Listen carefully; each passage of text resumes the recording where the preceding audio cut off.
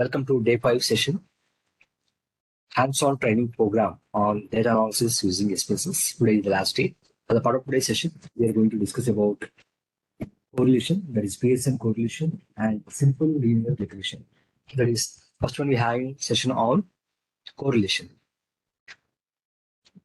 Here I'm saying that as a part of correlation, we have different types of correlation test. Pearson correlation test, experiment correlation, right? Now, thing is, as a part of this session, I'm going to talk about Pearson correlation coefficient. It is a parametric test. As we all discussed, what is meant by parametric test? If your data is normally distributed, if you have specific sample size, and if you have data like quantitative variables, one can go with parametric test. In case, if your sample size is very less, and if you have categorical data like nominal, ordinal, or if you're having certain issues with the normality distribution of your data. In that cases, we are going to use Spearman correlation test, a statistical technique that is used to analyze the strength and direction of the relationship between two quantitative variables. When I'm talking about two quantitative variables, it's nothing but two metric data, like either interval or ratio data.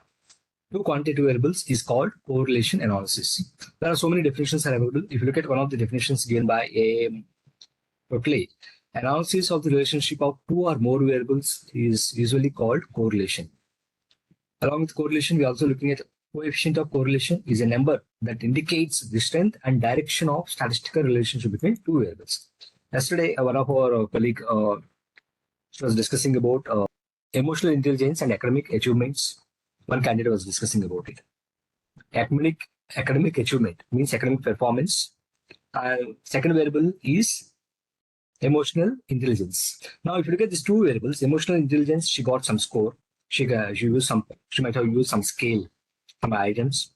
She might have got emotional intelligence from the respondents. Similarly, she also got another variable, that is quantitative variable is academic achievement. Now, these two variables, she want to check it out whether is there any relationship between these two variables. What kind of strength we have, how much strength we have. Well, we are going to look at it by understanding Pearson correlation coefficient.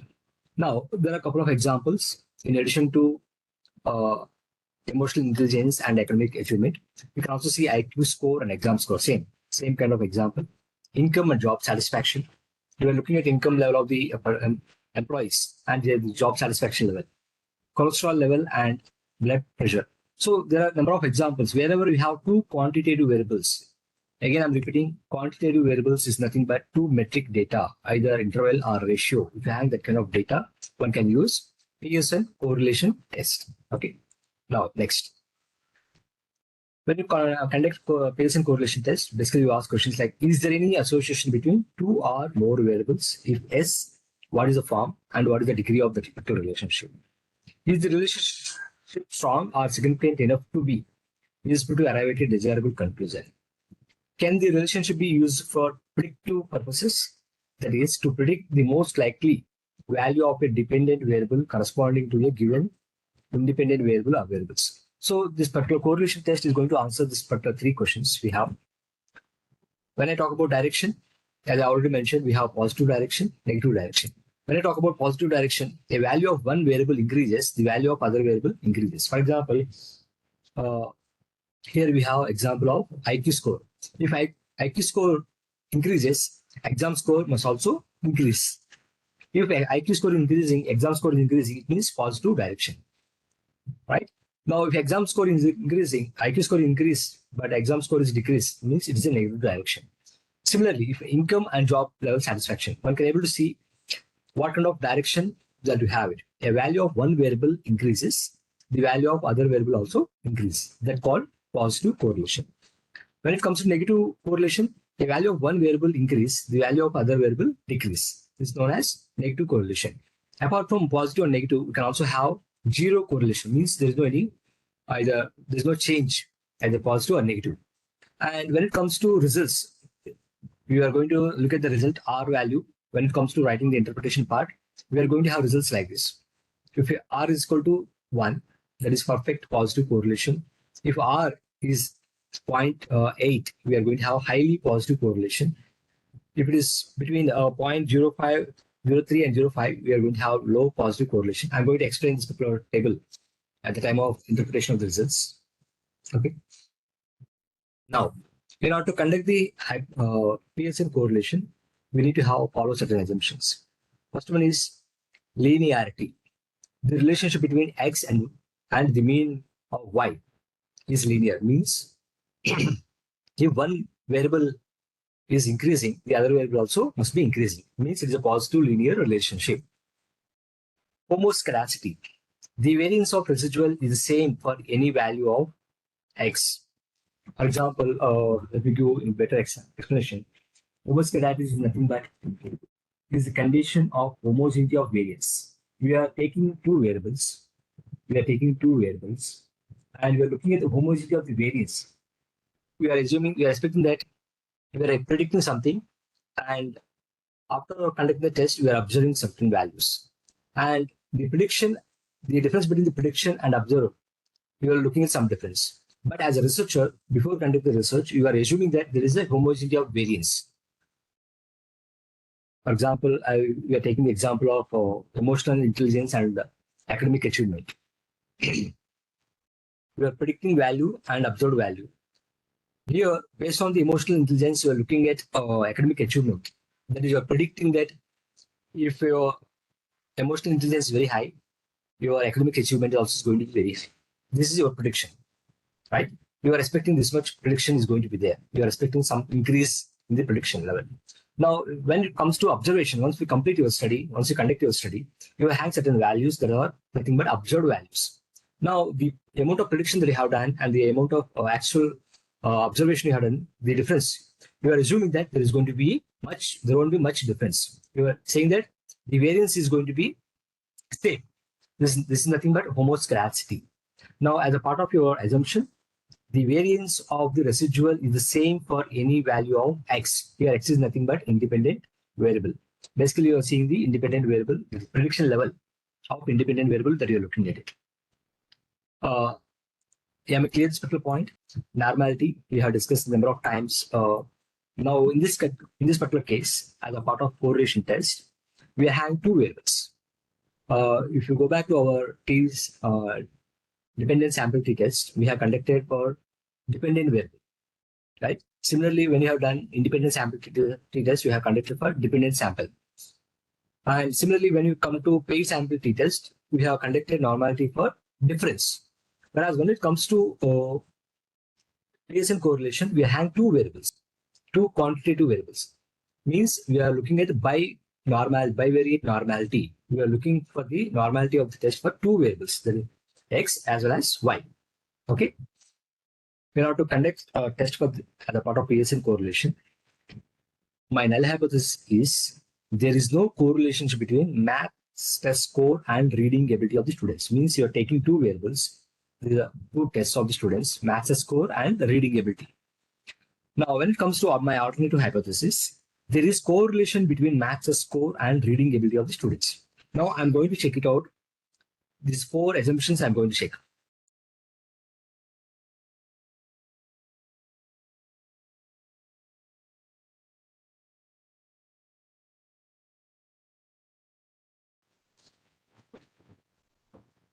In this particular data set file, we have three variables.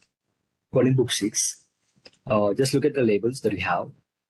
We have maths score of students and reading ability of students. And there is one more test. I'm talking about it, what it is. That is intelligence test score. For time being, in order to conduct Pearson correlation, we need two variables, two quantitative variables. We have maths score and reading ability of our students. Now, before conducting Pearson correlation tests, we need to check our assumptions. First one is whether our data is normally distributed or not. In order to understand whether my data is normally distributed, we need to check normality testing. Go to analyze, skip to statistics, explore. Now here I'm taking two dependent lists. We have two quantitative variables, that is master score plus reading ability. Please put it right side under dependent list. Go to statistics. Keep it as descriptives. By default is already there. Select the descriptives. Continue. Plots.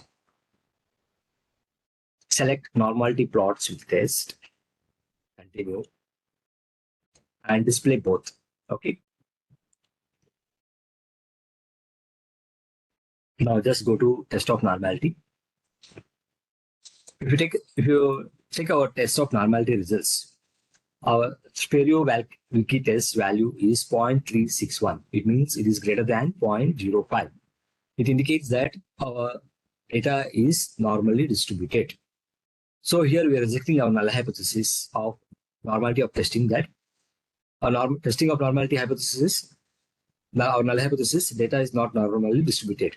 Now, as our test of normality indicates that our significant value is greater than 0.05, it means our data is normally distributed. This is clear. Okay. Now, in addition to our test of normality, you can also check our normal QQ plots. If you look at our diagonal line, that is diagonal line, normal QQ plot of max score, this is the diagonal line. Our values are clustered around this particular diagonal line. Nowhere you can see either completely deviating from this particular diagonal line. It means our data is normally distributed. It means you can also see with the help of certain graphs to understand how our data is normally distributed or not. Whereas when it comes to detended plots, we can see that this is a graph, how our data is presented. Even you can see that our data is normally presented here. Okay. Now, even a box plot also helps us to understand whether our data is normally distributed or not. Here we don't have any more outliers. Okay. Most of the data is falling as per our requirement here. The point is clear with regard to both the math score as well as reading ability of the students. We are fulfilling the criteria of normality distribution of the data. Second criteria is linear relationship and homoscedasticity. In order to understand the linear relationship and homoscedasticity, just go to graphs. Just go to graphs. Legacy dialogues. Are you there with me? Those who are doing along with me, are you there? Yes, sir. Yeah. Go to legacy dialogues. Scatter plot. If you can remember, we have done it on second day while explaining the concept of various charts and graphs. We have done simple scatter, right? Just select simple scatter. Click on define. Now we can see that we have simple scatter dialog box. You can choose max test score y-axis, reading ability y-axis. I mean, any variable. As we are doing correlation, here I'm not worried about independent dependent variable here. Okay. After giving x-axis and y-axis, just go to click on OK. Okay. Do you want me to repeat it? Are you there with me? Is it clear so far? Steps? Please repeat it. Go to graphs, legacy dialogues. We have scatter plots. Okay, just click on scatter plot. Now you can see the new dialog box, that is scatter. Just select simple scatter. Okay. Now after selecting simple scatter, we are going to define the variables that is going to be there. Okay. Now, as a part of the simple scatter, I'm taking two variables, math score and reading ability. Okay. Now that's all. After that, just simply click on OK. Some of you might be thinking, sir, whether I have to see whether independent variable, dependent variable here. With regard to correlation test, you don't need to consider about whether it is independent variable, dependent variable here. Okay. Right. Yeah. Just so there is no issue whether you can put it x-axis, max in y-axis or x-axis, even in alternative, vice versa also. There won't be an issue. Okay. Now, okay. Now we can see our output. There is here I have taken myself reading ability x-axis and max score y-axis. Now here, if I keep, let me go to chart editor. I'm just double clicking on it. If I double click, I got a new window, new pop-up window. There is chart editor. I'm just maximizing it. Now here, what I'm doing is, if you look at my cursor, I'm selecting this particular bar. I just want to put it line, diagonal line, so that we can understand how our data is clustered around the diagonal line. Okay. Now this particular diagonal line helps us to understand if reading ability of the students increasing, for example, from here to here. If you look at if you look at it, please observe my cursor here. Here it's supposed to start from 0, right? We have 10, 12.5, 15, 17.5, 20, 22.5. Means reading ability here it is from here it is increasing here. One dimension point of view. Now, if you take the second variable, that is master score. Master score is starting from 48. It means somewhere you can see that there is a bottom level as well from here. Now here if you can see here, master score is also increasing. Means as reading ability of the students is increasing, master score is also increasing. For example, if you imagine that I kept it master score at x-axis and reading ability y-axis. In that way also means if one variable is increasing, the other variable is also increasing. That indicates as a part of correlation. As a part of the correlation, we are trying to understand. We're not trying to see cause and effect. It is just keep this particular point in mind. I'm not looking at what is causing here. I'm only looking at is there any relationship between two variables as a part of scatter plot. Is it clear to all of you? Yes, sir. Yes, sir. Yeah. Over there. Now we have fulfilled the assumption of linear relationship as well, right? I'm just closing the window. Go back to our data set. Now go to analyze. Go to analyze. There is an option called correlate. There is an option called correlate. Please select bivariate.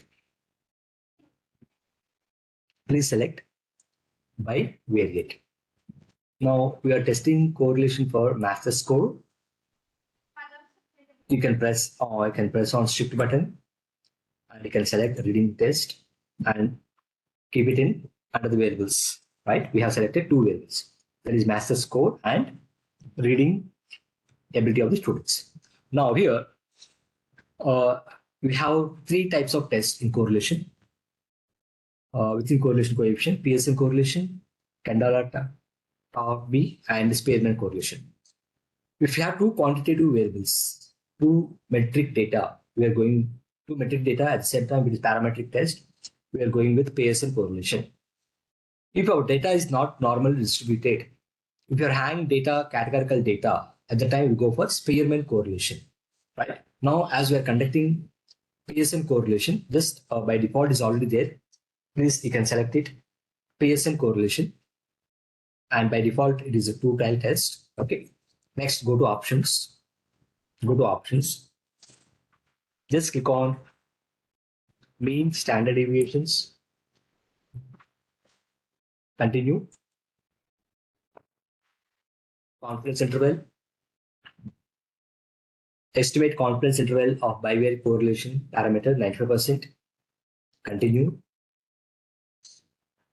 Okay.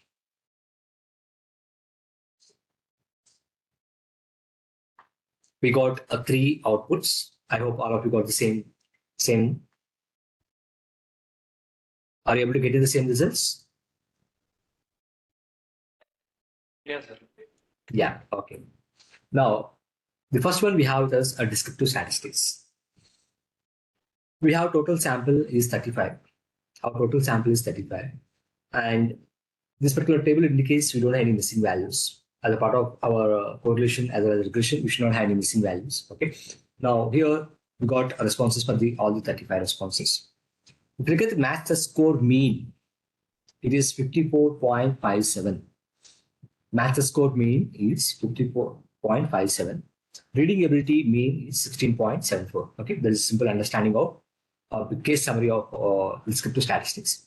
Now coming to our main part of the correlation test, 2 points you have to take out here. One is our significant value is less than 0.05. Means there is a significant difference between these two values. Second one, after understanding there is a significant relationship between, as a researcher, I want to understand how much relationship that we have, what kind of linear relationship that we have. Okay, you have to understand this one. I will take you to our data analysis part, data interpretation part. Now coming to the confidence interval. Here, the lower bound is 0.615 and upper bound is 0.887, right? Now it indicates here, overall it is 0.787.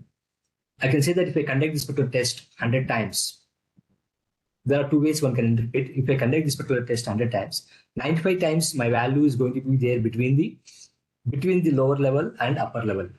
Or I can say that 95% confidently I can say that though it is there is a relationship is 0.787, 95% confidence I can say that it is between 0.61 and 0.88. Okay, this is how one can able to analyze, one can interpret the data. Now coming to our interpretation part. See here, look at this particular values. If our R value is between 0.90 to 0.100, it is going to be very high positive correlation.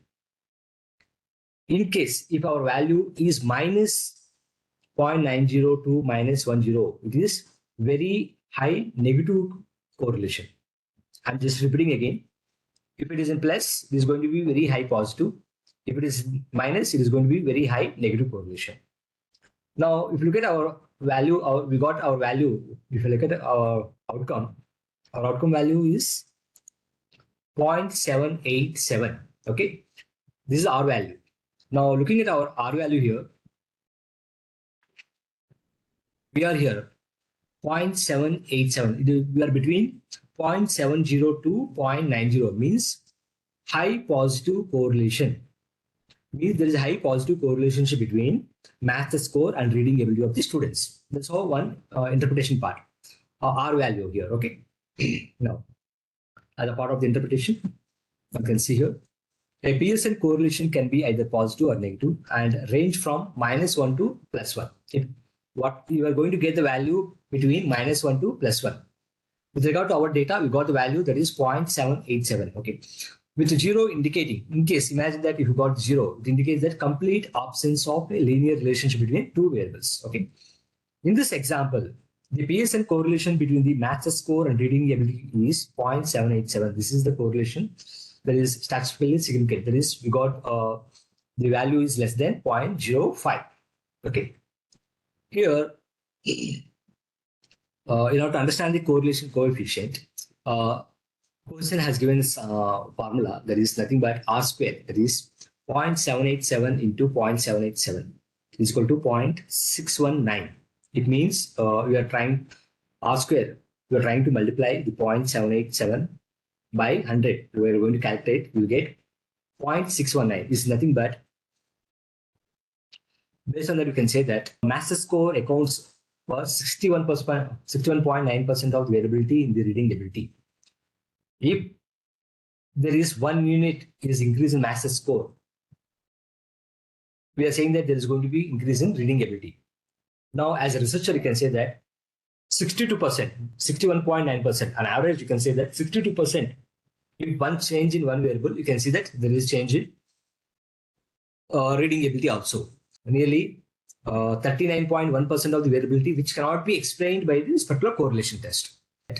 We are seeing the relationship between, for example, again, I'll take the simplest way, Miss Jagnati study. She's trying to understand emotional intelligence having influence on academic performance.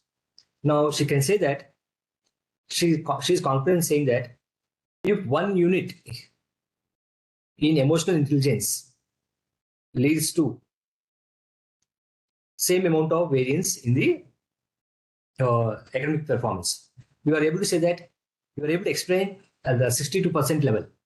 62% say that just because of emotional intelligence only, there is going to be change in academic performance. 62% you are able to say that the change due to change in this particular variable, right? However, this particular data also says that remaining 39.1%, there is a change. That particular change is not explained by either math score or reading ability of the test. Means there might be other factors. There might be other controlling factors might be affected, which leads to this particular change, right? So we are trying to say what are the limitations of your data, how much able to capture your data. You're able to interpret your data. That's what. Is it clear to all of you? Yes, sir. Right? It's clear, right? Yeah. Yeah. Welcome to second session. Welcome to day 5. The session on simple linear regression. Simple linear regression. Regression technique is used to assess the strength of relationship between one dependent variable and independent variables. It helps in predicting value of a dependent variable from one or more independent variable. Regression analysis helps in predicting how much variance is being accounted in a single response. Here we have one dependent variable and one independent variables. You can also go for more than one independent variable here. Okay. Now, for example, in previous session, we are talking about strength and direction of the relationship. Whereas when it comes to regression analysis, it helps in predicting how much variance is being accounted in a single response. That is, we are looking at the response, the impact of the independent variable on dependent variable, right? Now, for example, manager would like to assess if Salesforce training results in reduction in losses. For example, most of the time, as a part of organization, HR, most of the employees, they always look for they conduct what kind of training programs we have conducted. Once we conduct the training programs, what kind of impact we have in terms of sales, in terms of turnover, in terms of job satisfaction of the employees' point of view. Now here, there are 4 assumptions. There is linearity, homoscedasticity, independence, just like earlier I have discussed. Now coming to the research question, as already we have discussed on the day 2. Just imagine that you are working as a dietist student, okay? And you're trying to understand is there any relationship between calcium intake and knowledge about calcium. Now, the problem is like this. The person who is having highest knowledge about calcium, what level of calcium intake he or she is having it. It means if person is having highest knowledge about calcium, he must be expected to take more number of milligrams, more number of calcium intake per day compared to the person who is having a low knowledge score about calcium intake. I hope the point is very clear. You are trying to see whether knowledge score having a knowledge on calcium, is it going to have any impact on calcium intake or not? Now here, our independent variable is knowledge score, whereas our dependent variable is calcium intake. Okay. Now just go back to our data. That is coding book. Are you ready with the coding book? Yes, sir. Everyone?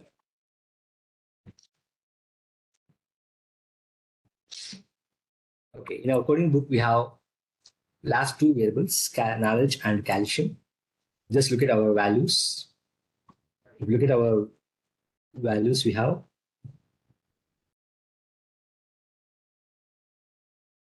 so these are the both dependent variables. Sorry, not dependent variable, metric data we have. We have metric data, knowledge score, and calcium intake. Knowledge score, we have conducted test for 50 marks. We have 50 knowledge score out of 50. And calcium intake, we are calculating, measuring number of milligrams per day. First of all, we have to check normality distribution of the data.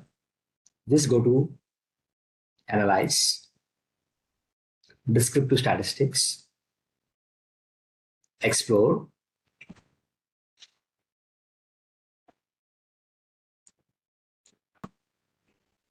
choose dependent list, both knowledge score as well as calcium intake in dependent list. Keep a knowledge score as well as calcium intake in the dependent list. Go to statistics, descriptives, outliers. Okay. I think a descriptives is not required because we are going to test only see normality. Otherwise, a lot of outputs are coming up. Unnecessary it is coming up. Just click only outliers. Continue. Go to plots. Normality plots with test. Continue. Okay. Now, just look at our data set. Test of normality. I believe that all of you got the similar result. Our knowledge score normality test result is 0.06. It is greater than 0.05. We can say that knowledge score is normally distributed, whereas when it comes to calcium intake, it is not normally distributed. But again, we don't have any problem, major problem, as it is somewhere close to normality distribution of the data with us. Okay. Now to understand homoscedasticity, go to graphs, legacy dialogues. Go to graphs, legacy dialogues. In that we have scatter dot. Please select simple scatter and click on define. Now here we have to see which is independent variable, which is dependent variable. Now here, please help me. Which is independent variable here? Knowledge score. Is it independent variable or dependent variable? Knowledge score. Dependent. Knowledge is dependent. Knowledge score is independent variable. It's a dependent, sir. Knowledge score is independent variable. Okay. Calcium intake is dependent. Calcium intake is dependent variable. Okay. After this giving the particular respective variables. Okay. Now we can see that homoscedasticity of this particular two variables. Now, in order to understand, if you imagine that there is a diagonal line, or if you want to see the diagonal line here, just double click and you go. It will take you to chart editor. Then, after going to chart editor, you can click on this particular button. You are adding the reference line so that one can understand how our data is clustered around the diagonal line. Okay. So if knowledge score is increasing, calcium intake is also increasing. So there is a linear relationship between these two variables. There is a positive relationship between these two variables. Okay. Now I'm just closing it. Is it clear? Now we are going to test regression analysis. Just go to analyze. Go to analyze. If you scroll your cursor, you can see a regression. Scroll your cursor down, you can see there's an option called regression. Just go to right side. We have linear regression analysis. Simple linear. Linear. That is second option. Just select linear. Okay. Now we have two options. We can see the new dialog box. Linear regression. There is a new pop-up window. Please select knowledge score as independent. Please select a knowledge score as independent and calcium intake as dependent. Okay. Are you there? After giving variables in the respective columns, just go to statistics. You can see that regression coefficient estimates model fit. Okay. And you can click on descriptors. You can click on descriptors. Continue. Go to plots. Go to plots. You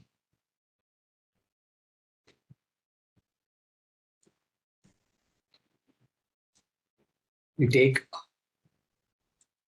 ZPRED x-axis, ZPXD y-axis. We already then completed normal plots and histogram, everything. We don't want to do it again. Okay, continue. Go to save.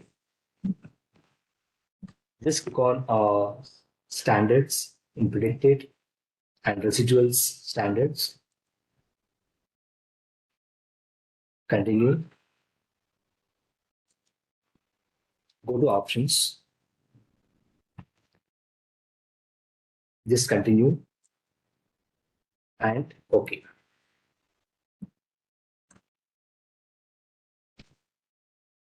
I hope you are able to see the data. Yes, I hope sir. you are able to see the result. Yes, sir. Yes, sir. Everyone got it. Those are doing along with me. Right? I hope there is no issue there. Now, thank you. Thank you. Yeah. Now, coming to the descriptors, we have a lot of outputs are here. We have a lot of outputs. Start with the descriptors. calcium intake mean before conducting the test, while looking at the data, we saw the calcium intake, right? And we also saw knowledge score. Knowledge score minimum was 10, maximum was 48, something was there. Okay. Now here, if you look at the mean data, on average in our sample, person is taking 776 milligrams per day. Out of 50 people, on average, each and every person is taking, on average, 776 milligrams calcium intake. Whereas on average, out of 50 respondents, we have average score was, knowledge score was 29. Okay. Now, coming to the second, correlation values, correlation test. Now, as a part of the regression, we are also having correlation findings. We are developing the regression analysis on the basis of correlation test. If you look at correlation values, it is 0.896. It means one can see that result high positive correlation between knowledge score and calcium intake. If you're looking at the value, R value, that is 0.896. It indicates that there is high positive correlation between knowledge score and calcium intake. Okay, next. If you look at significant value, it is less than 0.05. Means it indicates, but just imagine that if you take only the first output and second output, it is a correlation test. Okay, it is a correlation test. Now, coming to the next regression, as a part of regression analysis, we have model summary. R value is, that is correlation value is 0.896. We already discussed, it is highly positive correlated, there is a correlation between these two values. Now, coming to the model summary that we have developed, means if knowledge score increases, calcium intake increases. As a researcher, you are able to say by using regression analysis, by using R square, 80% of the change due to change in knowledge score. Means as a researcher, you are failed to, I'm not saying fail, you're not able to tell remaining 20% of variation due to, means there are other factors also influencing. But 80% of the reason, 80% of the change is due to change in knowledge score. I just want to know from the others, is it clear before going to the next point? Now coming to the next ANOVA. Now go, okay, as it is less than 0.05, one can say that we are going to reject our null hypothesis, saying that our null hypothesis was there is no relationship between knowledge score and calcium intake. We are concluding that there is a relationship between knowledge score and calcium intake. Okay, this is how it helps us to understand. Now, if somebody wanted to understand each and every part of this particular table ANOVA, mean sum of square we are getting, the F value we are getting, mean square regression, mean square divided by residual square, we are getting this particular value. Similarly, the regression, the change in, please look at my cursor. I'm reading ANOVA table regression, that is 122, 52, 79.344, 346. This is nothing but the variation in calcium intake. This is the regression. It indicates this is the variation. The variation in calcium intake, that is 80% of the variation in calcium intake due to knowledge score. Remaining the residual, this change, that is that 300560, the remaining 20% is due to other factors. Okay. So regression analysis helps us to understand 80% of the change in dependent variable due to change in independent variable. Okay. That's how one has to interpret this particular research, this particular table. Right. Next, another important aspect of regression analysis, coefficients. While reading this particular table, coefficient table, one has to see, basically you're trying to understand the impact of knowledge score on calcium intake, right? Or as a part of null hypothesis. Now, just imagine that our knowledge score is 0. Our knowledge score is 0. Our knowledge score is 0. Calcium intake is 356. If 1 unit of change in knowledge score leads to increase in 14.410 in calcium intake. Okay. this is how one has to read the coefficient of the table. Okay. I hope you got the point. Model summary and ANOVA and coefficient. These are the three important things we are going to explain as a part of our interpretation part.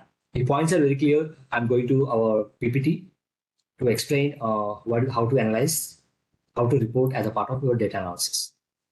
Now, coming to the scatter plot. This scatter plot gives a general idea of the relationship between two variables. In this particular example, there appears to be a positive relationship as there are more points in the bottom left and top right. And you can see that you cannot see any kind of variables here. It means this is a linear relationship. It means one variable is increasing, other variable is increasing here. Okay. Next, descriptive statistics. We have mean here mean value, minimum and maximum value. We got it. Mean value we got it here. As I mentioned earlier, here we have R square 77%. Here this particular R square 77%. As a scholar, you are able to say that 77% change is due to change in knowledge score. What are the changes you are seeing in calcium intake? 77% are mainly due to change in knowledge score. Okay. Remaining 22% due to other factors. Okay. So I hope as I'm going to provide you this particular PPT, I hope the interpretation part is very clear to all of you. Whatever I explained to you all. Yes, sir. Yeah. Now, last point here. As I mentioned that while explaining this particular table, if 1 unit of change in knowledge score leads to, as per this particular data, 13.89 is going to increase in calcium intake. Now, for example, the person got score 30 out of 50 marks. He got score 30, right? Now, in order to assess it, we have 373.7, that is a constant value, and 1 unit change in knowledge score leads to 13.90 into the person got knowledge score out of 50, 30 marks. Okay. Now, if you calculate it, you'll get the person is particular person who is having knowledge score of 30. He or she is taking 790 milligrams per day. If somebody is having time, please check it. Instead of 30, you can give 40. So that you'll understand that depends on the knowledge score, how many number of milligrams a person can take. And so you're able to predict and you can able to tell on average how a person can able to how much he or she is taking when it comes to calcium intake quantum. Okay.